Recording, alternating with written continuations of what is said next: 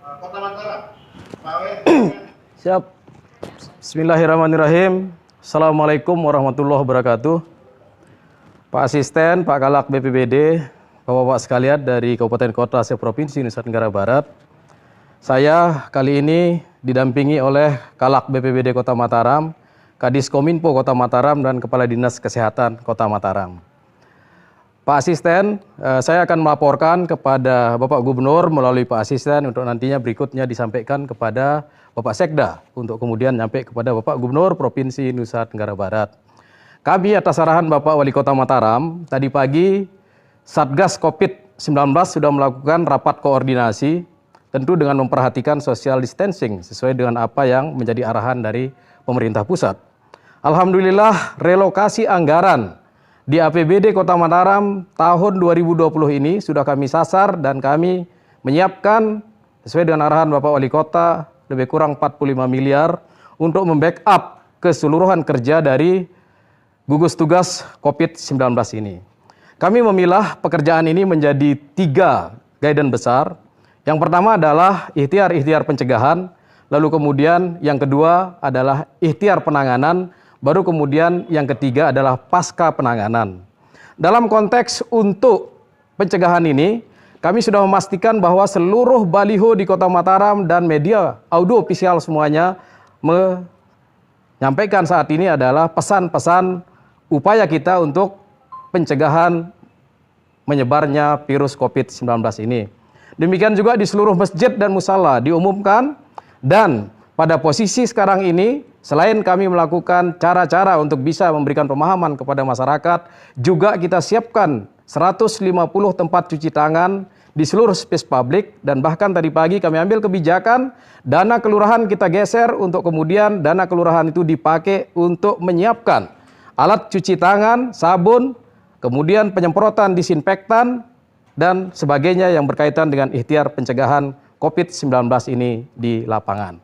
Berikutnya, kita menyiapkan skenario untuk melakukan penyemprotan secara menyeluruh.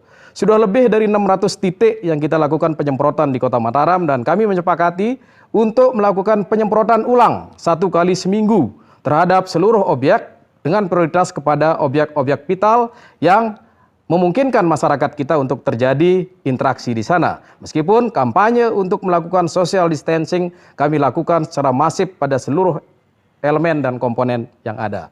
Berikutnya kami informasikan dan kami laporkan di forum ini bahwa kami memang menjadi daerah tempat di mana interaksi itu datangnya dari luar masuk ke Kota Mataram.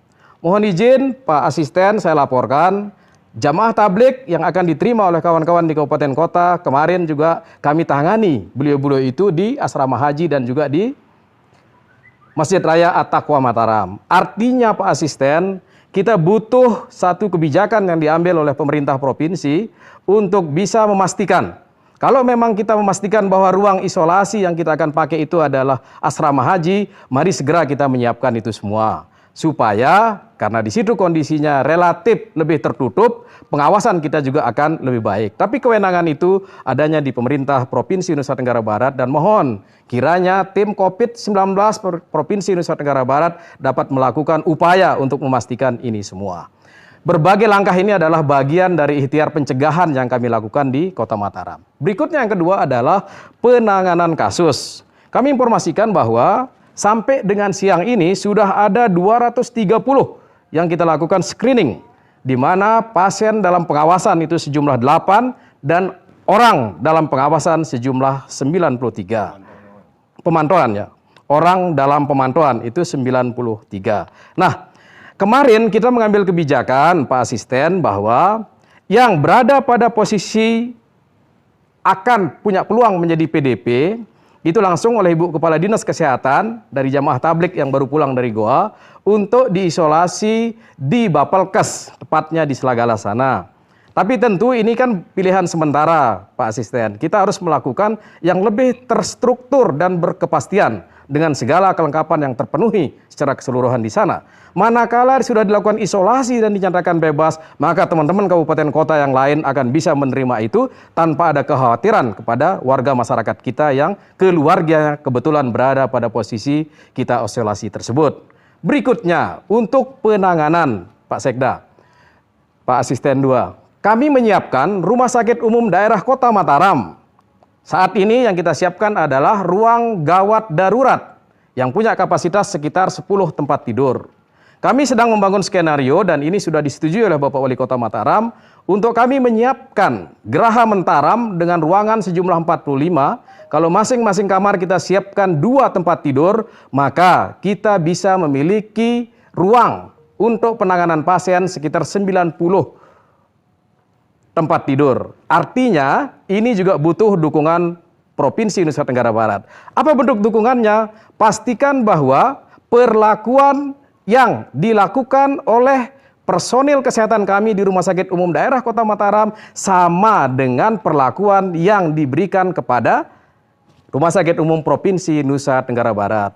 Supaya apa? Supaya dengan demikian kita bisa cepat melakukan isolasi, cepat melakukan penanganan, dan cepat memiliki kepastian apakah PDP itu positif ataukah PDP itu negatif. Dibutuhkan surat dari pemerintah Provinsi Nusa Tenggara Barat yang merekomendasikan untuk merujuk Rumah Sakit Umum Daerah Kota Mataram menjadi bagian dari rujukan pelayanan pasien COVID-19 ini. Insya Allah skenarionya sudah dibangun oleh Direktur Rumah Sakit Umum Daerah Kota Mataram, tinggal legalitasnya dibutuhkan untuk kepastian kita bisa bergerak bersama untuk itu semua. Selain itu, Pak Sekda, kami laporkan juga bahwa seluruh puskesmas rawat inap yang ada di Kota Mataram kami standby-kan. Tapi tentu dengan screening yang lebih masif dilakukan. Caranya seperti apa? Kami memasang tenda BPBD di seluruh puskesmas yang ada yang rawat inap. Sehingga nanti pasien itu akan bisa di-screening dulu, dipastikan bahwa petugas kita yang melayaninya itu terlindungi. Catatannya tadi, alat perlindungan diri juga harus dipenuhi sesuai dengan standar yang dianjurkan oleh pemerintah pusat untuk ini semua. Bapak Asisten Pak Kalak BPBD Provinsi Nusa Tenggara Barat, lalu berikutnya yang ketiga adalah pasca penanganan. Dalam konteks pasca penanganan ini, Pak Asisten, kita membutuhkan kepastian yang mohon di-guidance oleh pemerintah provinsi kaitannya dengan pertama, kalau pasien itu dinyatakan sembuh, apa SOP yang harus kita lakukan terhadap keluarga dan lingkungannya. Yang kedua, kalau ternyata pasien itu meninggal, apa yang harus dilakukan? Tentu dengan memperhatikan SOP penanganan terhadap pasien yang meninggal dunia. Ini semua penting untuk kita sepakati bersama, sehingga harapan kita dengan kondisi ini, keterpaduan itu akan menjadi makin dapat kita wujudkan bersama. Prinsipnya, Kota Mataram akan berusaha semaksimal mungkin untuk bisa melakukan koordinasi yang intensif untuk ini semua, dan seluruh aktivitas kita sekarang ini kita fokuskan untuk penanganan dan ikhtiar kita meminimalisir perkembangannya COVID-19 di Kota Mataram. Kerja bersama menjadi penting, insya Allah kita bisa melewati ini semua. Kira-kira itu gambaran secara umum, Pak Asisten, Pak Kalak BPBD. Mudah-mudahan koordinasi kita yang terpadu ini akan bisa memudahkan kita untuk menyintas COVID-19 ini. Terima kasih. Assalamualaikum warahmatullahi wabarakatuh.